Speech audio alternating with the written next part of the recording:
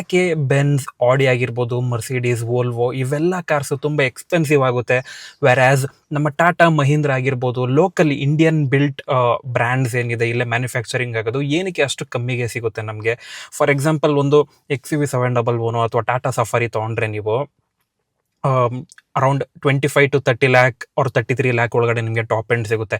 ಅದೇ same size, ಅದೇ same feature, ಅದೇ ಸೇಮ್ ಸ್ಪೆಸಿಫಿಕೇಶನ್ಸ್ ಇರೋ ಒಂದು SUV ಕಾರು ನಿಮಗೆ 1 ಕೋಟಿ, 1.5 ಕೋಟಿ, 2 ಕೋಟಿ, 3 ಕೋಟಿ ತನಕನೂ ಹೋಗುತ್ತೆ ಪ್ರೀಮಿಯಂ ಬ್ರ್ಯಾಂಡ್ಸಲ್ಲಿ.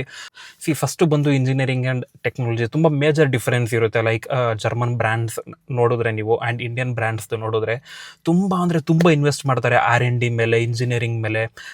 ಫಾರ್ ಎಕ್ಸಾಂಪಲ್ ಇಂಜಿನ್ಸ್ ಆಗಿರ್ಬೋದು, ಎಲೆಕ್ಟ್ರಿಕಲ್ ಐಟಮ್ಸ್ ಆಗಿರ್ಬೋದು, ಸೆನ್ಸರ್ಸ್ ಆಗಿರ್ಬೋದು, ಸಸ್ಪೆನ್ಷನ್ಸ್ ಆಗಿರ್ಬೋದು, ತುಂಬ ಒಳ್ಳೆ ಕ್ವಾಲಿಟಿ, ಒಳ್ಳೆ ಇಂಜಿನ್, ತುಂಬ ಲೈಫ್ ಬರೋ ಅಂಥದ್ದು ಪ್ರೀಮಿಯಮ್ ಆಗಿರೋ ಇಂಜಿನ್ಸು, ಸಸ್ಪೆನ್ಷನ್ಸ್ ಇದೆಲ್ಲನೂ ಯೂಸ್ ಮಾಡ್ತಾರೆ. ವೆರಾಸ್ ಮಹೀಂದ್ರ, ಟಾಟಾ ಆಗಿರ್ಬೋದು ಆ್ಯಂಡ್ ಇಲ್ಲೇ ಲೋಕಲಾಗಿ ಮ್ಯಾನುಫ್ಯಾಕ್ಚರ್ ಆಗೋ ಕಾರ್ಸು ನಿಮಗೆ ಬಜೆಟ್ ಫ್ರೆಂಡ್ಲಿ ಇರುತ್ತೆ ಆದಷ್ಟು. ಲೈಕ್ ಇಂಡಿಯನ್ ರೋಡ್ಸಿಗೆ ಸೆಟ್ ಆಗುವಂಥದ್ದು. ನಿಮಗೂ ಇಲ್ಲೂ ಟರ್ಬೋ ಚಾರ್ಜ್ಡ್ ಇಂಜಿನ್ಸೇ ಬರುತ್ತೆ, ಬಟ್ ಆ ಲೆವೆಲ್ ಕ್ವಾಲಿಟಿ ಬರಲ್ಲ ನಿಮಗೆ. And the second most important thing is import duty.